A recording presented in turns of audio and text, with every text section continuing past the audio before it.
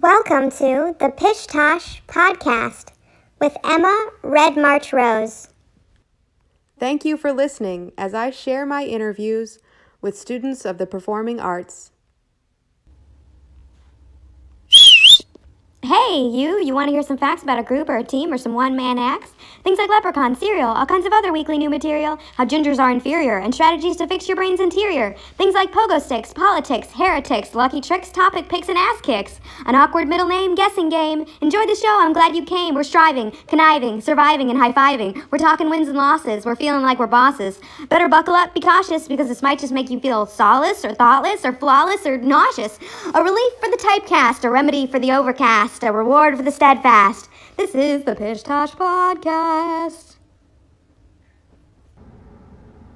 This week's guest on the Pish Tosh podcast is improver, writer, actor, sound technician, coached ensemble, sketchcast, pillow fight player, a student of the Second City and the IO Improv Olympics in Chicago here. He's also humble and a dancer. Introducing Andy Weaver. Alrighty, I am here with Andrew Weaver. Yes. Yes. Andrew and I are in our coached ensemble right now. We are in amongst an ensemble with one another.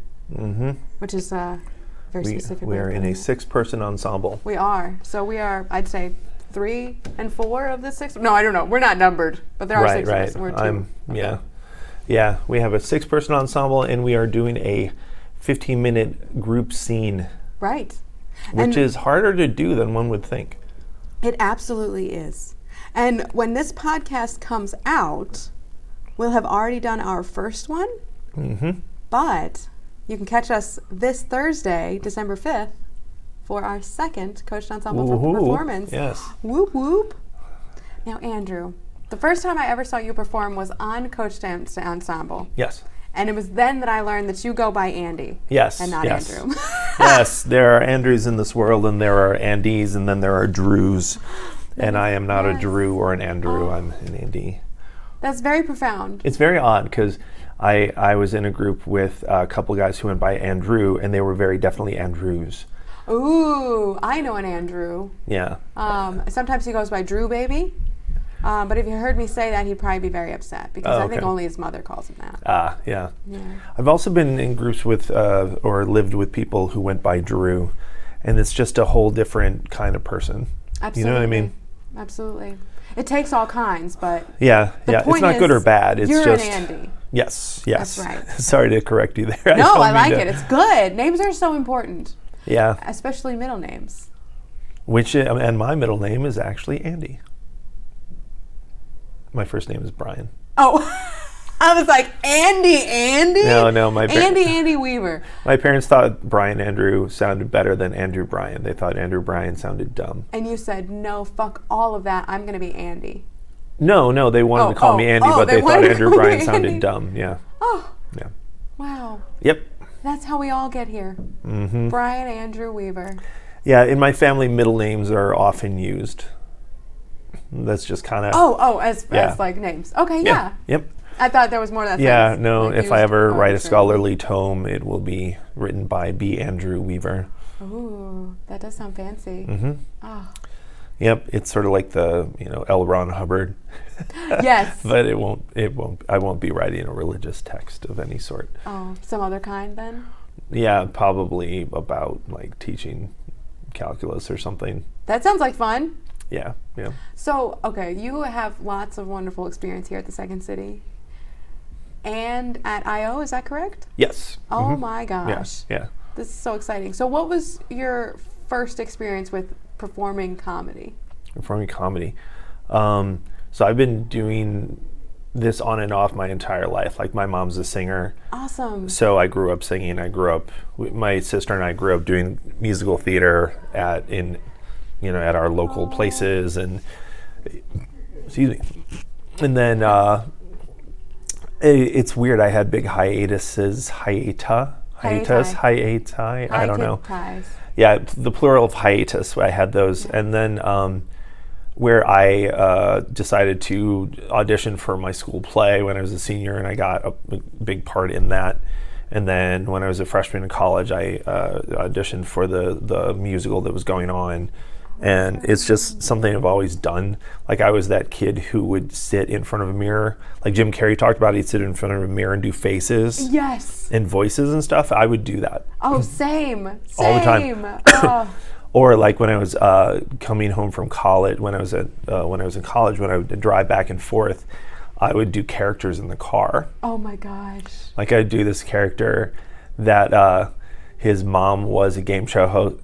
His mom was a game show host, and his dad was a used car salesman. Oh my goodness. So he talks like this all the time. Hi, hello everyone. May I interest you in this chair over here because it's just a great chair. My dad was a game show host, or whatever it was, and like I'm talking to, or like I do the voice from the millionaire from Gilligan's Island. This guy. Then I do that voice. That kind of thing. And I do like the big eyes and the tongue and whatever. Yeah, so I loved doing that. So that's awesome. And then I wanted to take class at Second City right out of grad school. Yeah. Like, as soon as I got back to the area, I wanted to do that, but then I just didn't for a decade. Yeah. Are you from here originally, from Chicago? Uh-huh. That's awesome. Yeah, whereas everybody else in the building comes here for this. I was just from here. Yeah. And so having the pool in your backyard thing, where I just like, well, I'll do it. Dip and my then toe in every now and then, but I'm not going to swim. Yeah, and then we would come to shows. We would come to the improv set of the main stage because it was free and that kind of thing. And then we went to shows at I.O. for years, and then I kept wanting to take classes, but then I'd realize whenever I'd think about it was like when the classes were full and you couldn't get a spot in a class. So then I'm like, well, I don't want to wait. This sucks. And then I'd forget about it for like 6 months. And then, so had I started when I should have started, I'd have 10 years of experience. But actually, a friend of mine from high school was on the main stage, and I didn't know this. I hadn't seen her, talk to her in years. And then I saw a picture of her up on the wall. Like, oh my God! Look at that. That's crazy. Yeah. That's so awesome. So she was here to teach a workshop, and I took the workshop just because, like, was it your first class or workshop training here? No. It was just because she was doing it, and so I looked at her. So she came in, I'm like, do you remember me? And she's like, nope. But Andrew. Yeah, it was odd because I'd seen her at home after college working at the local mall. Oh, nice. Okay. Yeah. So then she started after that. Wow. Yeah, and she was always a performer also. Like, a lot of people that I knew growing up were performers. So that's a fun group to be around. Yeah, and it's nice because it's nice being in a building where people understand being a major extrovert and needing attention. Yes, absolutely. I don't feel like I'm having to pretend. Yeah. Come in. Yeah. I don't know who's knocking. Because you know how, like, it just, most people, they don't need it. There are just certain people that they know that, the people that come here and do this, they know that there's nothing better than being on stage in front of an audience and making them laugh. Like, nothing. It's our lifeblood. Yeah. And some people call that needy or there's, narcissistic or whatever. But no, it's just nice being in. Some people need air to breathe. I need drama. Exactly. Yeah. I'm kidding. Oh no, I've had girlfriends before that told me, like, sometimes I think you just stir up drama just so you can feel something. Oh my gosh. Yeah. That's an intense accusation. Yeah, the women I've tended to date. I'm an actor. Yeah. But I would yell back. For whatever reason, I've always tended to be in relationships with introverts. Oh, that's hard. Yeah. Man, opposites attract. I guess so. Yeah, it's weird though, but it's nice to be. It's nice to be in a group of people where everybody understands. Absolutely. Where everyone and like if you go to I.O., everybody's always doing their looking around, their heads on a swivel because you don't want to be rude to anybody that you know by not seeing them and saying hello to them or whatever. That's great. It's got like a community feel. Yeah. That's awesome. Yeah. My other love is dancing, like partner dancing. That's right, and you teach dancing, correct? I mean, very, very rudimentary, but that still counts. Well, I mean, it's with that's something I've been doing for 15 to 20 years That is so and cool. a long time, and put a lot of practice into it. And so, yeah, it's that is populated by geeky introverts. Oh yeah. It's sort of the opposite of this as far as people. You probably need this when you Oh, go yeah. to go to that, and vice versa. Well, yeah, it's weird. I fit in there because I'm a Balance it out. geeky person myself, like my degree's in engineering. And I fit in here because I'm an extrovert. But there I'm weird because I'm an extrovert, and here I'm weird because I'm not your typical theater person. Yeah. Yeah, and I find myself, like in improv scenes, I have to keep myself from correcting people on their science and math. Oh my gosh, that's probably going to have you pulling your hair out. If I get any science or math like type references, I'm going to be pulling out some bullshit. Yeah. Because I do not know anything. Oh, I have yeah. a lot of respect for people that do. Honestly, I think engineering is a freaking awesome thing to go to school for.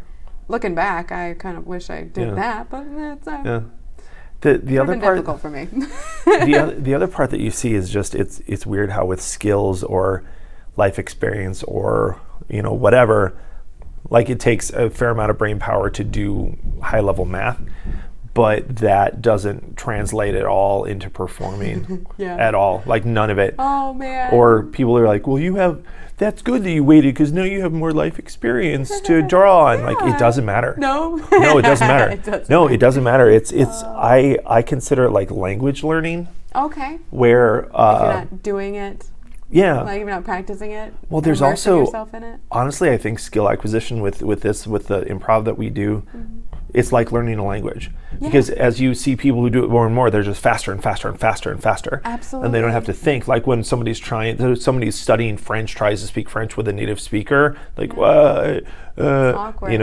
Or like if I tried to speak Russian with somebody who speaks Russian fluently. But the other part of it is as you get older, it becomes harder to learn. Oh, I've heard that. I'm terrified that it will go that way. I think so. Which we say I'm like kind this, of convinced that you're it does. An older man, but I mean you're. Yeah.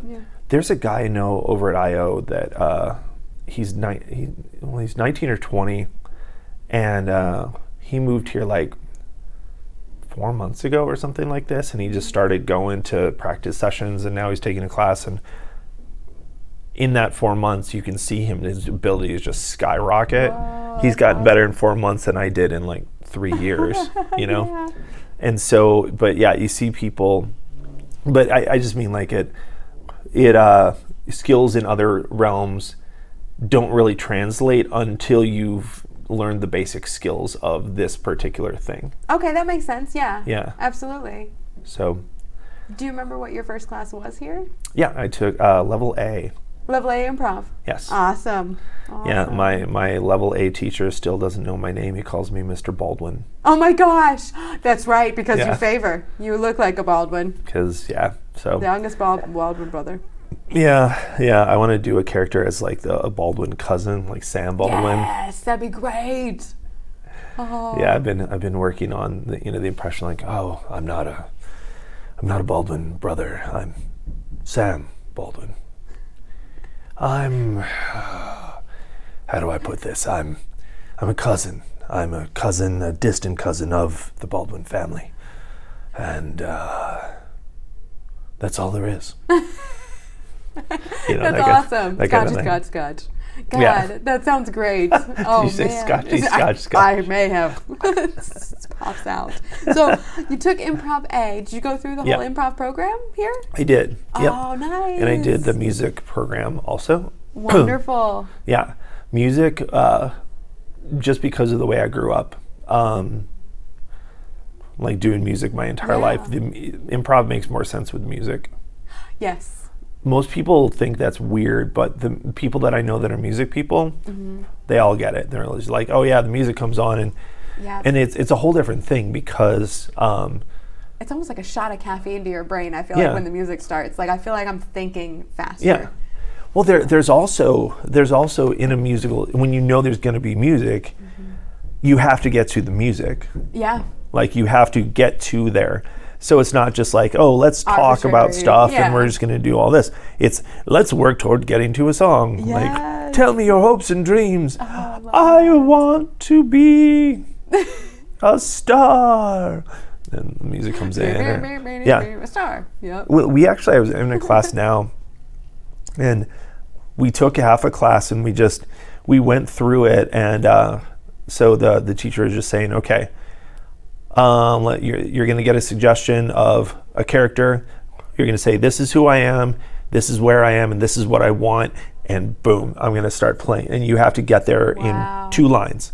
Nice. You get 2 lines of your own, and then we start singing, and then you have to do 2 verses and a chorus. Man. And so yeah, it's easier in that sense because of that, and then you can just repeat yourself. Yeah, absolutely. And there's a lot of room for heightening in musical improv, which is what I like so much too. Oh yeah, and you can do a song about how I am a golden sun shining on the birds and the trees. Yes. And that's fine because it's music. That's right. You can sing about whatever you want. That's wonderful. And people even sing along with you sometimes and it's the craziest stuff that you never think there'd be a song about. And people be like, no, I accept that this is a song, and then I'm also going to join you. Actually, I love musical improv. Oh. Yeah. One of my writing teachers always said that for satire, if it's like really crazy satire where you're talking about something where you have complete contempt for these people and there's nothing good about them, you have to do it in song. Oh my God, that's great. Yes. Yeah, because if you do that, then everybody understands, okay, the rules are different. I can talk about this. Like I did a thing about like an editor transition almost in and of itself. Like, pretty much. Absolutely. Yeah, I did a piece about absurd GoFundMes. Nice. And it really only worked with a song. Oh my God, that's great. Yeah. So now, do you write what you improv and you like? Like, do you do much writing? I do. Yeah, awesome. I'm better at writing than it. Well, I'd like to think I'm better at writing than in improv. Yeah.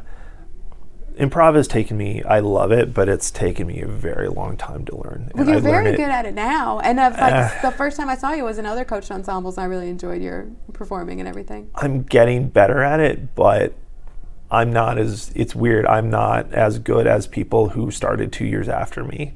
I feel like almost like what you're saying about the engineering stuff not being super beneficial to what you're doing now. Yeah. I wonder, and it's like I don't want to put this negative thought in your mind anymore, but I wonder if that's even hindering you because you have like a very analytical brain. I feel like, and it's like a really hard working brain. I wonder if it's almost holding you back. I think because you're like overthinking the scene or the situation or like this, because you're very, very good at like helping us get structured, helping us jump into transitions and edits. Like as an ensemble, we've all said it like, thank you, Andy, for like moving the scene forward. Because we'll just sometimes be out there, we're like, yeah, this is good punch.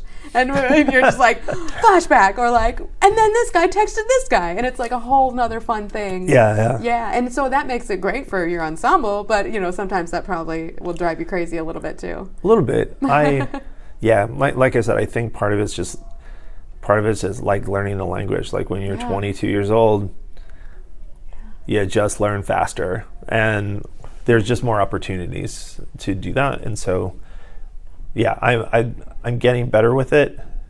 It's sort of like I'm not saying this is with improv, but like I started dancing years ago, and I started taking ballet to get better with the dancing that I do. And I like to say when I first started ballet, I was horrible.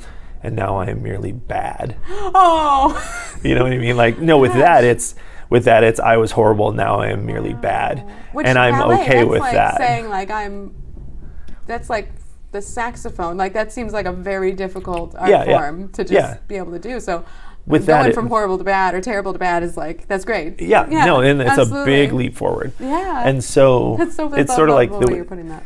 With this, I'm getting to the point where more and more often things work very well. Nice, yeah. Because it's and you seem like you're doing quite a bit of it, which is perfect. Like keeping the practice up, keeping going. I'm doing as much as I can. You seem like you're doing a lot. I love that. So you're at IO right now. I'm taking a class at IO right now. Taking their musical improv class. Yes. Awesome. Have you? What other classes have you taken at IO? I did the improv program there. Awesome. And then here. Excuse me. It's such a nice day outside. Like it's just like overcast, but it's warm. Yeah. Warm as in 50. Yeah. Or 45 or whatever. So like I did the program here. I did the musical improv program. I did the program over there. I did the musical improv program over there. I've been at CIC. I did most of Annoyance. CIC is chemically imbalanced comedy. It's just everybody calls it CIC. That sounds like fun. Yeah, I've not heard of that one. Well, it's the progression that most people go through. It's funny because when you're in A through E, which I believe you just got done with. Well, I did improv for actors, but you did? Okay, I did do A. Yeah. Yeah. So it's funny because people don't realize it's sort of freshman year. Yes. Like when you get done with it, they're like, now we're done with the improv, yay! And you don't realize you finished freshman year. Yes. And now what do you do? I kind of thought so too. Yeah. And but it's been interesting. I've had to learn the same thing. Yeah. And so with CIC, so CIC has a thing where you have to finish the Annoyance or IO program. Because, and the reason for that is most people who have not done improv before, so Second City, I think, gears their classes A through E towards people who have not done improv before. I believe the same thing. So if you haven't done it before, that's what you want to do. Yeah. And then after that, then they go to IO and so for that, so then by the time, so if you're in classes at some of the smaller theaters like CIC or Improv Comedy Den or whatever it is, then you're working with people who have a lot more experience, a lot more years of experience. So then it's just it's much easier to do, and they can work on more advanced things. Nice. Yeah. And then CIC it was really good. It was in fact I'm probably going to do a bunch of them again. Like I'm actually redoing the musical improv program at IO. I'm going to probably redo the program at CIC just because it was so good. Yeah, and it's going to be different every time. You're different people and different teachers. Yeah. That's the wonderful thing about improv too. Yeah. And actually, if you don't mind, this will be a great time for a quick commercial. We'll be right back. All right. Are you tired of dirty, filthy rats ruining your neighborhood? Bringing down property values? Or just plain being an eyesore? Then call me, Rachel, at O Rats Pest Grooming. Bring in your rambunctious rodents for a bath, blow dry, and bandana to get them looking their best. Remember, rats are just pigeons without wings. And we are back with we are. Andy Weaver. And you know what? I have a question for you. Yes. How is improv like swing dancing? You are a dancer? Yes. And you instruct dancing, and you're also. I wouldn't say I instruct dancing. You're a professor of dancing. No, I'm just kidding. No. I think I've created this in my mind. I like dancing, but yeah. Your passions are dancing and improv. Right. So like the big place that teaches swing dancing in Chicago, like I'm not nearly good enough to teach there. I just like dancing. So it's just one of those things where like I've been doing it for a long time, but there's a lot of other people who've been doing it for longer and have practiced more and that kind of thing. But that's so great. But yeah, it's skill acquisition. Yeah. It's a weird thing because like you can I was talking about this with somebody the other day where since I've been dancing for so long, I can dance with somebody for about a minute and know where they are. Like literally if they're a beginner, if they've been doing it for a year, if they practice a lot, I can tell like if they're like some national or world class level person, because that's the thing with dancing. It's sort of like with performing with this where there's all kinds of different skill levels, so to speak, that work together. And so like a dance, you might dance with somebody who's come from Sweden to teach, to tour the United States and teach swing dancing. And you might dance with that person and you can feel it when you dance with them. And then you dance with somebody who's completely new and you can feel that. And everybody goes through the same mistakes and everybody goes through the same things that they do. And everybody has all these grand ideas about it.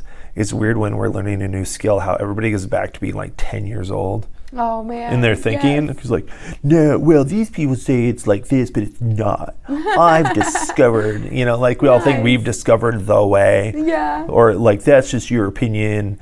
or we do all that kind of stuff, or like, well, I know that's how like the old guard does it, but like I have that kind of thing. Right. And so and I did it just like everybody else, and so but now and as you get more skilled, like as you get more skilled at it, you recognize people of greater skill. That makes sense. Yeah, absolutely. And it's the same thing with improv and comedy. As you get better at it, you start to recognize greater skill than your own. And I think that's why people, like everybody with any skill, they think, I feel like I'm getting worse. Like when they're getting way better, they start to feel like they're getting worse because they can recognize all kinds of skills in other people that are better than their own. Right, but like what you're saying, that recognition in and of itself is a huge benefit and a sign that you are moving ahead. Yeah. That's awesome. And it's it's sort of like I'm kind of making a list in case I ever coach an improv team. Oh, that would be which is years away, but you really start to see, like I remember when I was in A through E, and we're like, well, I mean, there's no rules, so I can just do whatever I want, that kind of thing. Yeah. But as you start, when like over the summer, a lot of the people that came for the intensive, and there was a lot of people who are new, and it's crazy because you can just count up the number of times, like, somebody's getting engaged, somebody's getting divorced. John, I'm breaking up with you. I saw a scene recently where this guy, everything anybody did was wrong. Oh no. And then he says, like, this guy says, Ned, well, I know this is your first day, so like you don't know anything and you suck. And so Ned's in there, and then 30 seconds later he says, Ned, what are you doing? You've been here for 2 years. Oh my gosh. So you suck, because his whole thing was you suck. Yeah. And so somebody else who I know has been doing this for much longer time. So he started a scene with that. He found himself in a scene with that guy, and he says, Mr. Wilson, the tax guy was here, and I'm really confused. Have I been here for the 2 years, or is this my first day? That's awesome. Hell yeah. And he just kind of brought it up. Kind of call it out like that too. Yeah. Oh my gosh.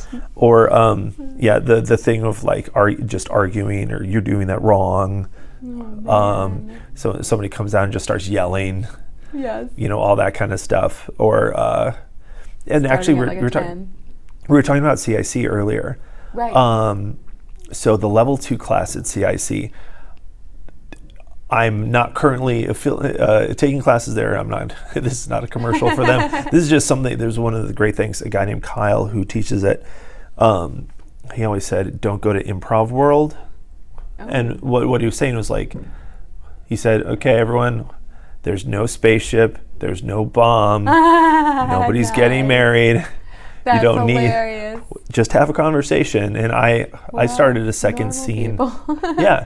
We did a set. I started a second scene, like, so you want me to kill him? Yes, I can do this for you. And so Kyle stops, was like, babe, no, that's not bad, but what? That's awesome. Why be assassinating somebody in a second scene? Why? You can do that at the end, but why do that in a second scene? So why can't you just have a conversation? Just have a conversation. So we started having conversation about times we used to go to Applebee's and things like that.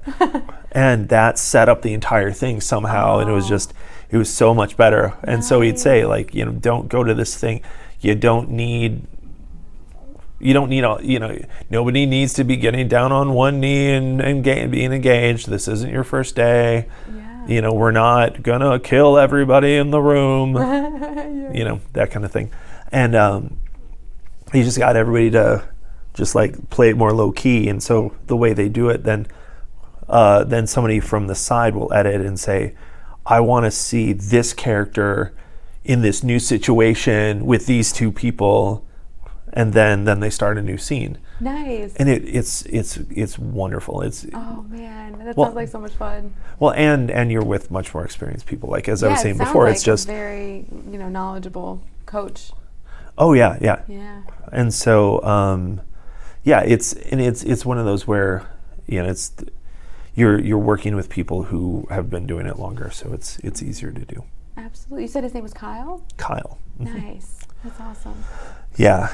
I'm probably going to take that class again just because it was so good. Nice. And so you've taken musical improv at IO, and you're in that again. You've taken musical improv and improv here at Second City. Have you taken other classes like outside the improv or musical improv world at either places? Writing, script writing? I did the writing program at Second City. Okay, awesome. Nice. That's great. Yeah, and that was fun. That's wonderful. And it's one of the things that they beat into your head is that 20% of what you write will be good, 8% of it won't. Nice, yeah. And then of that, 20% will be really good. Nice. You know, that kind of thing. And so that makes sense. Yeah, like 1 in 100 sketches is really good. I do audio for film shoots, and one of the ETC actors, now one of the main stage actors, was in the cast that I was doing audio for. So, and he was just the nicest guy, and so we were just talking about it, and I asked him, so what's the ratio of sketches that you guys write to the sketches that get in the show? And he said 30-1. Oh, wow. Yeah. Oh, you hear that, writers? 30-1. We gotta get writing. Oh, volume. I know. Wow. Yeah. That's wild. It's crazy to think that they write that much. Apparently. That they're able to ditch that much. That's gotta hurt. Oh. Somebody told me, I don't know if this is true, that they each write 6 sketches a day or something like this. Oh, I'm way behind. I don't know if that's true or not. Yeah. Don't quote me on that because this is complete hearsay. But so I've written about 100 sketches. Nice. So at this point, and then 3 are really good. Awesome. Like 3. Hey, that's great. I just submitted for Sketchcast. Have you ever done Sketchcast? I have. Mm-hmm. Oh, and so you made it and performed and everything? Yeah. Oh my God, that's awesome. See, that's a whole other thing. You've done coached ensemble. Is this your second time or your? More than that, but I don't remember what. Oh, nice. Yeah. So you done coached ensemble. You done Sketchcast. Have you done any pillow fights or any other? I did that. I did it with my A3 class, and then I coached ensemble that I had a few years ago. We had a great set. Like we just, that thing where you just gel and it's so great. And like every time we go out there, it just kills. So then there was a space that opened up for a pillow fight. And so we did that. Perfect. Yeah. That is so awesome. We didn't win because I found out about it like Thursday and it was Friday. Oh my gosh. So nobody had time to invite anybody. Yeah. And I think on that, like it's audience vote that does it. So if you bring the most people, then you win. Yeah, that makes sense. But it's a funny thing with those because it's so much. It has to do with scheduling, but nobody realizes that. Yeah. And so it's good because I actually auditioned for 5 coached ensemble auditions and didn't get cast one time. Oh my goodness. Yeah, when I first started. Because my schedule was my schedule just didn't allow it. Yeah, absolutely. And so that is a big factor. That makes sense. Yeah. Yeah, I bet a lot of people aren't thinking that, first of all, Oh yeah, it's so personally too. Oh yeah, everybody gets so nervous about it. It's crazy. You walk in and just people like and they're like you can tell that they're almost going to have a panic attack because they're so nervous because they've never auditioned before. Oh, absolutely. My goal this year was to do 100 auditions. Guess how many I've done? 7. Yes. Actually, no, probably 7. Yeah, that's a perfect guess. Yeah. That's awesome. I auditioned for 12 things over the summer and didn't get any of them. Oh, man. Yes, of those 7, none. I've probably gotten 2. Yeah, I got none of them. Oh, man. Not one. Yeah. Hey, I got an opportunity from you this past weekend. That was so much fun. Oh, yeah. Yes, you were acting and doing sound for the short film, and that was from an IO student. Yeah. That's so cool. It was funny because it never occurred to me on that one that Paul said something about like, oh yeah, he's the lead and doing sound, and I thought, I'm not the lead. Oh, hell yeah. I had the most lines, but it's one of those where it's not about me. You know what I mean? I was the straight man, so my job is just to keep the ball rolling so everybody else can do the funny stuff. Oh God, we did some ridiculous shit too. That was great. Oh, that was great. That was fun. Did I see through the window? You actually at one time you took Kyle's head and you were like banging it against the table or something? There was some interesting things that went on. I know I ripped that book all to shreds. They said that was okay, and I crumbled it and just threw it everywhere. Yeah. And at one point, my co-worker, person, what do they call him? Co-star. Yeah. Co-star is a big word. We'll say co-star. Yeah, I don't Yes. need lines to be calling myself a co-star. No. Hey, you were a star. You were a star in that show. At one point, he took a giant swig of Malort's. Oh yeah. That was commitment. I was like, holy shit, Yeah. he is in this scene. Yeah, it was actually Malort too. Malort. Yeah. See, I just learned about this that day. I didn't know what Malort was. Oh, Malort? I am convinced. Don't quote me on this because I could be wrong, but I'll look it up. I am convinced the whole thing with Malort, supposedly it's this Chicago thing, but nobody that's from here, that grew up here, has ever said we should do shots of Malort. Let's go get no one. Malort drunk. Well, but like, no, I've just never heard anybody say that. But the people, I've been on dates, I've been out with people like from New York, from Arizona, from California. They're like, we should do shots of Malort. We're so And- Chicagan right now. Yeah, because it's a Chicago thing, and it's always people from New York or Maine or something like that that say it. Nobody that's from here ever says anything about Malort, You ever. know, I bet there was a comedian somewhere that started this damn stereotype that's wrong. Probably. I don't know. I could be wrong on that, some but damage. I just think, for whatever reason, people from other places think it's a Chicago thing, but I don't know. But yeah, that was fun where everybody just gets to go nuts, and then when Molly was doing the space bar, and then she starts like doing it with Oh her, my like hitting the gosh. space bar with her forehead and stuff like that. And, Yes. and then So funny. And then we saw each other again at the musical improv jam here Yeah. at Second City. It was Yes. such a good weekend. You know, I was thinking about it too. Not only do you take a lot of classes and you practice a lot, you get in these competitions, you do these auditions, but you also are like, you seem like such a good patron of improv and comedy shows. Like, I feel like you seem to be the type of person that goes and supports people and goes and sees shows, which is also so important, like in this too. yeah. Like, I think so many of us like kind of get into ruts where we're like, this is our stuff, so Yeah. we're gonna do it, but they're not gonna go and absorb, Yeah. other people's and support other people's and get such good inspiration that way too. Yeah, actually, one of my women named Christy Bonstell, who is one of the greatest performers, and she's probably the best teacher of improv I've ever seen. Wow, here at Second City or IO or what? I had, well, she used to work at Second City. She performed all over. Wow.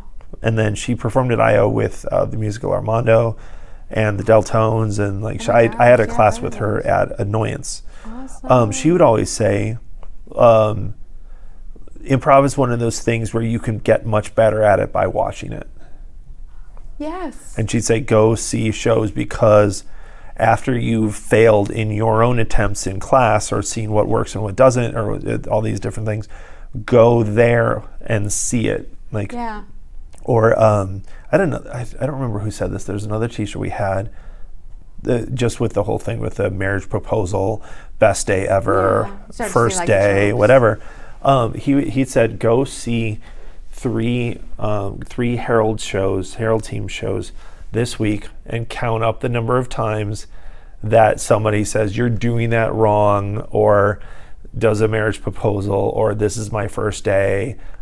Count my up the number of gosh. times, and if it's more than 0, I will give you $10. Wow. Yeah, That's And it fascinating. never was. It was always they 0 know what because they're doing, yeah, and they're professionals. yeah. Wow. And when you see what people do and you see how they do it, then it's just it doesn't mean you can do it, but it's I don't know. It's such a weird thing with that, because when you see people are really good at it, you're like, that's so easy. All I Right. have to do is do that.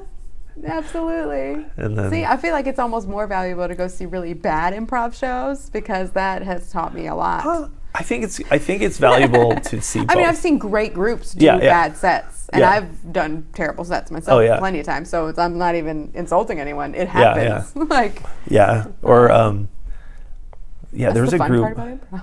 Like when I did my 5Bs at IO, I was with it. 5Bs? It's the performance level. Like when you do your performance, they call it 5Bs. Oh, cool.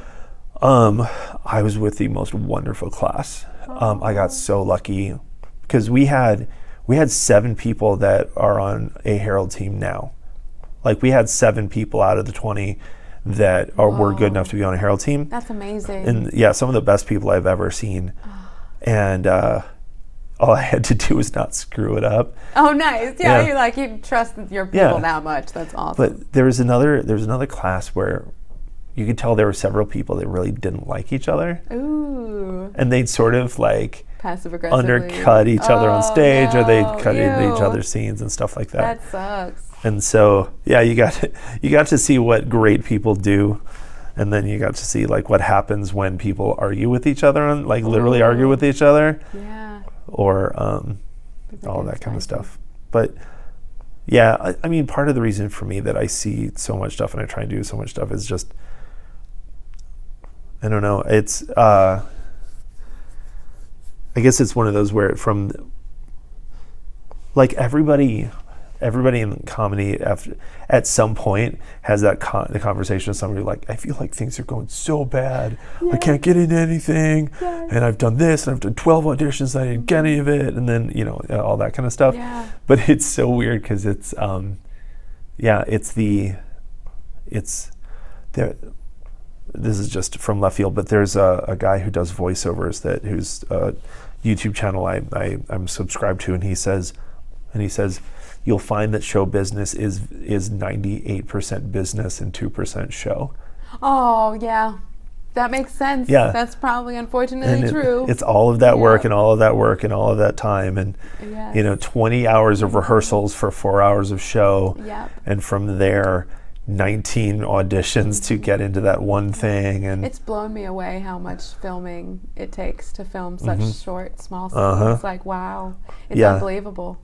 I was in a show, my first thing where finally somebody believed in me and, cast me and stuff. It was a show called Monday Night Live over at I.O. that Michael McCarthy, he still runs a lot of that, but this was like, he was the main guy there, and he, so he cast me in that, and I was so like, yay, finally. Yeah. And it was great just to watch him work and how he directs. And so basically what they do is that there's an 8-week writing class, and then they write a show, and then he picks the sketches, and then they cast, and then you have one rehearsal Wednesday, one rehearsal Thursday. You would memorize over the weekend, one rehearsal Monday, hour-long show, done. Whoa. It's an SNL like sort style, of pace. Yeah.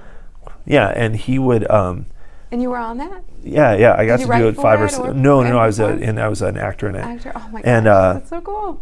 but yeah, it was so nice because then when you do get those opportunities and you get to watch people who have done this for years and years and years, and just to watch how he did it and why. So he'd take where there'd be a section of a sketch. He'd say, yeah, this half page of the sketch doesn't work. We're going to cut it. Or this whole sketch isn't working for the flow. We're going to cut that. Here's this thing. We need a better ending. Let's figure this out. And so like with the comedy, it's just nothing is ever sacred. And but yeah, so I'd auditioned for so many things. Strong, decisive, like businessman. Oh yeah. Yeah. And so finally, I got into that, and it was like, I love this, and it's just because it's just and it's worth it. It's worth all of the time, and it's worth all of the effort. Yes. So I don't know. Absolutely. So you did that show, and was that like how long ago was that one? Oh, this was a while ago. I've been in like 4 or 5 of them, I think. Oh, that's so great. Yeah, and that show is, if you ever get a chance to do that show, do it. It's so good. And the name of that one again? Monday Night Live. Monday Night Live. Yeah. Oh my gosh. That was my first real sketch show I was in. Wow, that's fantastic. So, I know we did the film shoot on Saturday. Are there any other? Have you done a lot of filming? Like, I know you do the audio for a lot of films, but have you performed in many short films or anything? I was in this last one. I was in one. I'm doing the same thing. It's like that sweet spot in the afternoon. Yeah. Mm-hmm. I was in one for, I'm on an I.O., it's called the I.O. Comedy Network, and they're, where you just do films. So I was in one for that. I was a bouncer. Oh my gosh, that's perfect. Yes. Yeah. It was. Oh, you know what? That reminds me. We haven't talked about it yet at all, but you do some personal training as well. I used to. I don't anymore. Okay. You look like you still do. You're a strong sorta. dude. So I could see you being a bouncer very easily. Yeah. So Yes. that's why I was That there. makes sense. But Me, I would not make a great bouncer. I'll just put it that way. I'd be like, could you guys do, maybe we're almost done here. Yeah. Let's go outside. No, the one I was in was it was such a funny, weird concept. It was started with meat bangs. Meat bangs? Meat bangs. Bangs made of meat. Like oh this, my God. like yes. these two women are at a bar, and their bartender has her bangs are made of kielbasa. Oh my God. Like she's got a headband and kielbasa hanging Yes. from them, and they're like, her bangs are made of meat. And so then they're walking down the street later, and they see this guy that he's got like a headband made of hot dogs. Oh my God, that's fantastic. And so then they realize, oh, this is the new thing. So they get some meat, like they get some intestines and bacon. Yes. But then so then they're trying to get into a club, and they have their meat bangs ready. And I see him, and I say, nah, not tonight, ladies. And they say, but do you see our bangs? Yeah, I saw the bangs. That's so last week. Oh my God. And these two people walk in, and one has a necklace made of grapes. Nice. And then the other one has a mustache made of bread. Oh, Yeah, that's that good kind of thing. satire for our community. Oh, yeah, yeah. For sure. Yeah. Oh, I legitimately just had a dream like a couple nights ago that I just walked into a room full of like ladies my own age. Yeah. And they all had these massive, sparkly, like, they were like glitter tattoos on Yeah, their yeah. faces. And I saw the first one, I was like, oh, that's weird. And then I saw another one, I'm like, oh, she's got one too. And then everyone had them but me. And by the end of this dream, I was such like a pathetic, I was just like, where's my glitter tattoo on my face? And I was like, woke up and I was like, I have learned nothing. I'm not an adult. Yeah. Yes. Yeah, it's such a Where weird are my thing with meat that bangs? where just the ideas come. So the Yeah. where it came from was just somebody on the team said, I have this weird idea about meat bangs, like bangs Perfect. made of meat.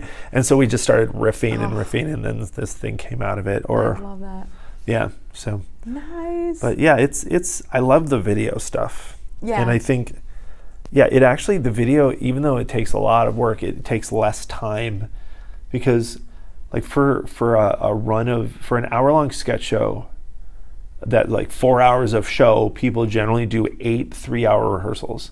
Wow. Yeah. Yes. See, that's wild. Yeah. That's what business we're in. Yeah. All business. And those Yeah. little bit of play. Yeah. 2% play. Oh man, it's Oh man. So given, worth it, though. Given I the like that engineering 2%. degree, it's 16.666% show. Nice. Yes. Yeah. Oh, But I don't that's know. great. All right. Well, just to like recap, I know Yes. I cannot do it because like I'm the type of person, I think as we're speaking, I'm like trying to like put little bows and boxes on Yeah. things. Put bows on things, put things in boxes. There we go. Yes. But I can't. Like, you have done so much. It's blowing my mind. It's amazing. You've been in so many shows at I.O. Yeah. You've been in, have taken not- so many classes. To be honest, I haven't been in that many. Well, like 4 or 5. I know, but And this is and pillow talk. yes, a pillow fight. Well, That makes more sense. Well, this Okay. is what I mean is just that. Then I have friends who've been in like they're continually in a show. Yeah. Like my Which friend that Carlos does is make it just harder. he's always in one show, if not in 2 or 3. You know what I mean? Man, yes. And he works so hard at it. You know. That's beautiful. Yeah. That's awesome. So it's just like to me it's you're more surrounded like by people that are also like doing this. I'm and doing it surrounded by all hard. these people who are so much better, and they, and the stuff that they do and the stuff that they're able to do is just so. I'm not trying to sound like I it's just one of those things when you realize the people that are really getting it done, what they do. It's just puts things in perspective. That's for it sure. does. Yeah. Sometimes you see some people and you're like, I can't do that thing that well, and then you're like, whoa, I don't need to. That's a lot of work. But we're also very fortunate to be surrounded by so much inspiration. Yeah. Be surrounded by people that are working so hard and actually it paying off and being able to see that. Yeah. It's a beautiful thing because there's so many people out there that are working really hard and it's not paying off. Yeah. But right now we can see it. I mean, they're making people laugh. We're making people laugh, I think. I think so. I think we'll definitely make some people laugh tomorrow. Oh, man, I can't wait. So you've got Coached Ensemble with me and our ensemble coming up. Are there any other shows that you've got coming up? I know, unfortunately, this will have passed, but do you have more musical improv shows coming up? The next 3 Sundays I've got, I've got shows at 7 at I.O. Awesome. I'm going to throw those out in the reference section and directions also. And then, I'm doing audio for several film shoots in the next week. Very cool. Yeah, so that's fun. It's I've gotten to the point where if I'm on a film set and I don't have headphones on, I feel naked. Oh my gosh, yes. You know? Yes. It's so funny. I bet so. Well, actually, at our shoot last Saturday, when you were up there, I kept reaching up to my ears, oh, this is so weird. I'm supposed to have headphones so funny. on. Yeah, that would be a good short film. A naked PowerPoint. Oh man! Well, thank you so much for taking the time to do this with me. Thank you. Oh, I'm so looking forward to performing with you. Yeah, it's going to be good. Yeah. It's going to be very good. Alrighty. Well, good luck with all of your ventures, and we'll hopefully have you back on the Pish Tosh podcast. We still got 74 more episodes. Woohoo! Woohoo! All right. Have a great week, everybody. Good night. Into the reference section. Into the correction section.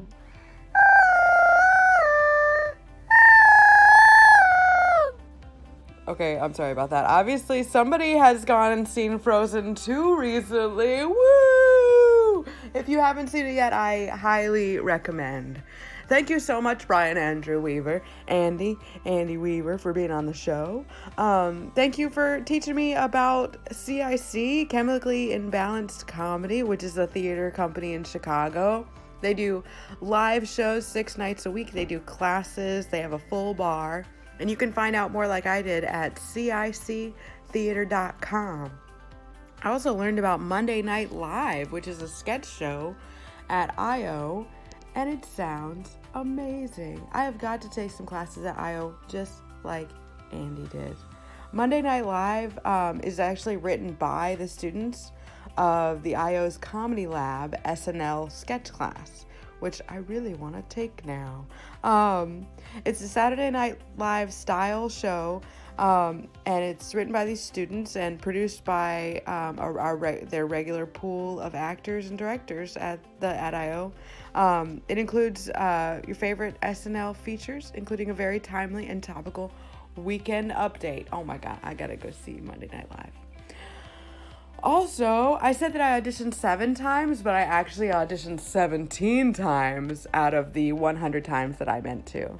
But that's okay. If you haven't had a chance yet, I've got a blog entry on my website, www.emmaredmarchrose.com, that actually talks about setting reasonably attainable goals. So that is my most recent blog entry. And the one coming up at the end of this month, my final blog entry of 2019, we'll talk a little bit more about that, and we'll introduce my goals for 2020, which I am currently still working on. I want them to be simple. I want them to be attainable. I want them to be meaningful. So it doesn't happen overnight. Anyway, the plural of hiatus is hiatuses. Well, that was interesting. Malort is a liquor drink produced out of Chicago. It's apparently one of the worst liquor drinks. I've never been so happy to be sober in my life. Jepson's Malort is a brand of Basque liquor introduced in the 1930s and long produced by Chicago's Carl Jepson Company. In 2018, as its last employee was retiring, the brand was sold to CH Distillery of Chicago's Pilsen neighborhood. Ew. Sorry, Pilsen. I love Pilsen. That's where I live. But this 70 proof liquor, I'm not going to be super proud of. There is some hilarious YouTube videos. I'm actually going to post the link to one of them in the description of this podcast episode, because it's pretty good. There's lots of Malort, people trying to drink Malort, which even bigger props to that actor who chugged it during our going crazy scene that we did, Andy and I.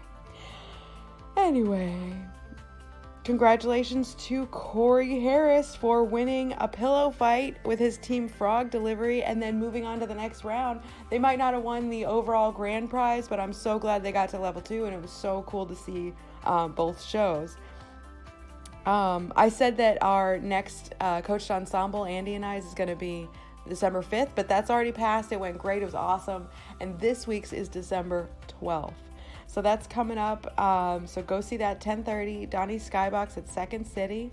Coached Ensemble, our team is called Family Reunion.